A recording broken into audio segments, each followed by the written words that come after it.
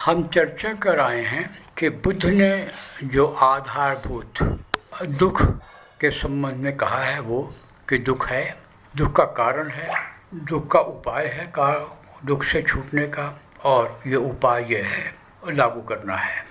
अनेक प्रकार के अभ्यासों का उन्होंने निर्देश दिया है।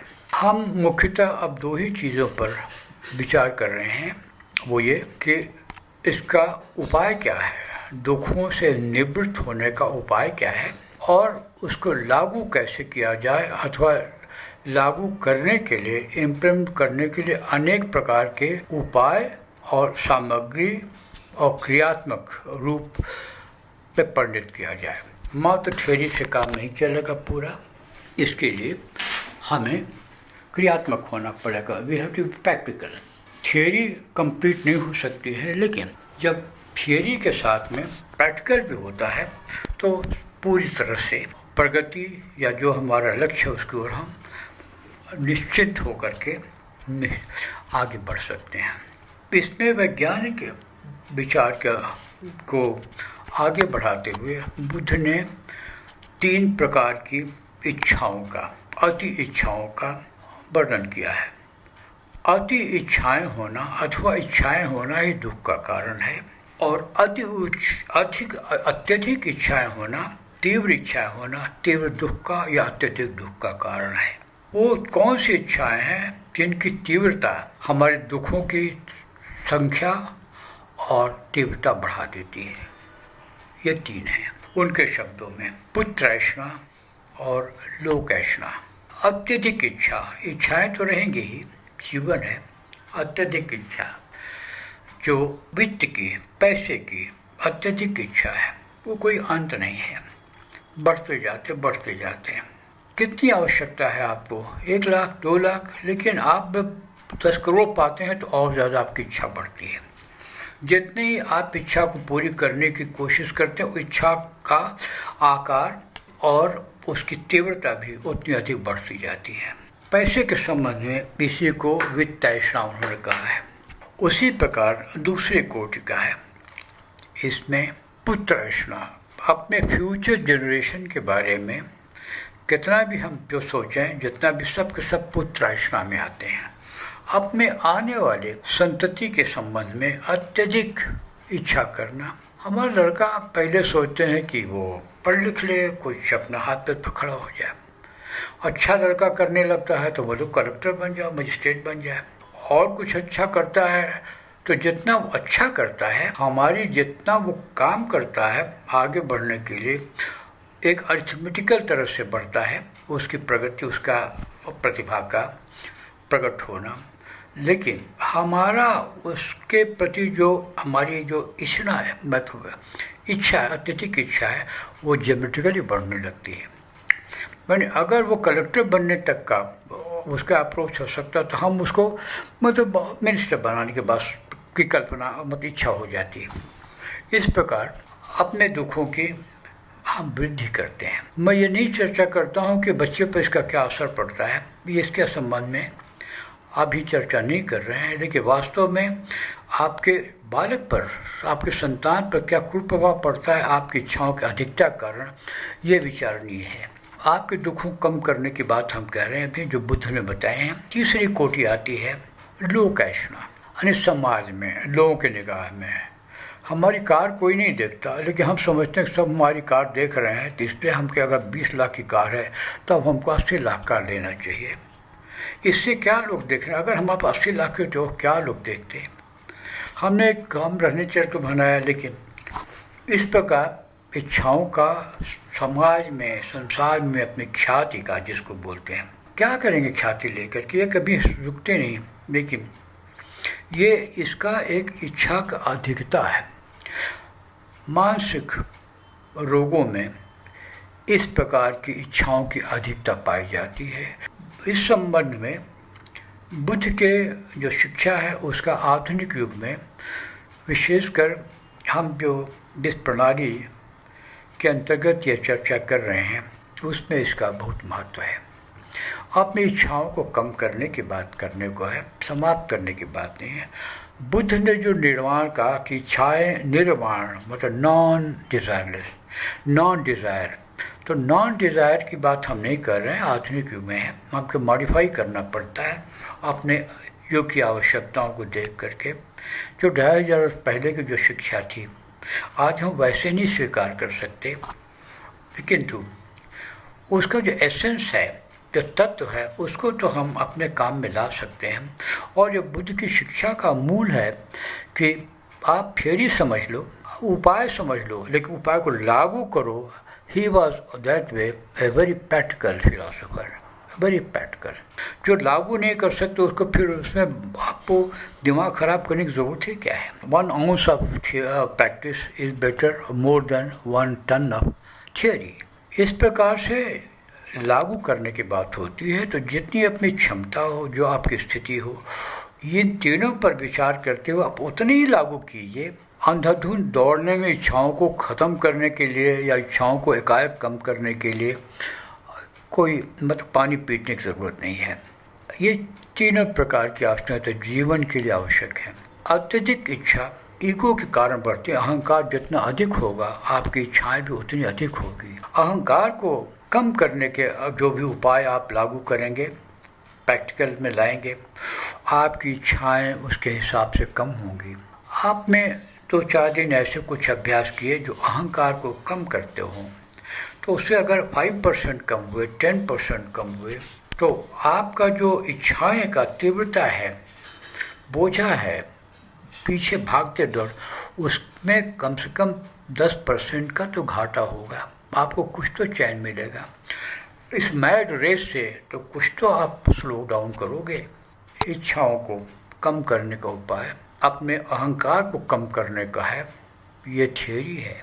तो प्रैक्टिस क्या है? अपने अहंकार को कम करने के लिए आप क्या कर रहे हो? अहंकार को कम करने के लिए आप आधुनिक मॉडर्न साइकोलॉजी से सहायता ले सकते हैं। वो ये है, इस बात को एक्सेप्ट कीजिए जो फ्रायड का, कि बढ़ा हुआ अहंकार ही मानसिक रोग है। Inflated ego is the main cause of mental disorder.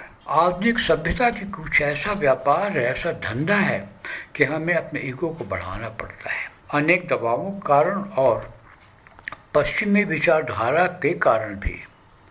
पश्चिमी विचारधारा के अनुसार व्यक्ति as a person, as an individual, उसको शक्तिशाली बनाना चाहिए।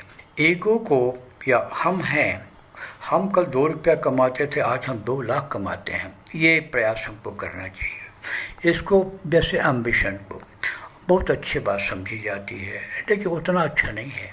आकांक्षाओं को पूरा करने के लिए आप जो अति करते हैं, ये अहंकार में जाता है, अहंकार को बढ़ाने में जाता, कम में नहीं जाता। इसीलिए सफलता के बाद से हमें हमेशा विफलता आती है। क्यों?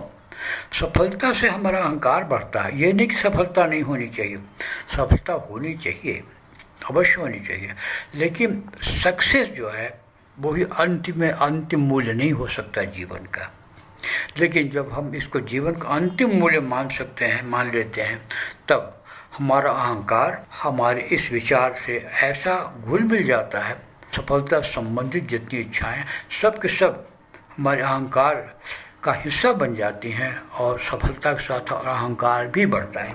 और इस प्रकार से प्रायः देखते हैं आप समाज में कि व्यक्ति जब बहुत सफल होता है तो उसके बाद से उसको अहंकार होता है अपनी सफलता का, और जब अहंकार होता है सफलता का तो उसके असफलता का बिंदु नीचे आने लगता है। सफलता ठीक है, होनी चाहिए, लेकिन अहंकार की वृद्धि अगर सफलता के कारण होती है तो आप निश्चित रूप से जो 3 अति इच्छाएं हैं, अति दुखों के कारण आप उसकी ओर बढ़ रहे हैं। अंधाधुंध दौड़ते जो सफलता मिलती जाती है, आप महत्व इस पर विचार करने को है कि अहंकार तो नहीं बढ़ रहा है। अगर हम हम सेकंड आते थे क्लास में तो हम टॉप कर गए, तो कहीं अहंकार तो नहीं बढ़ रहा है इस टॉप करने से। मैं अपनी बात बताता हूँ।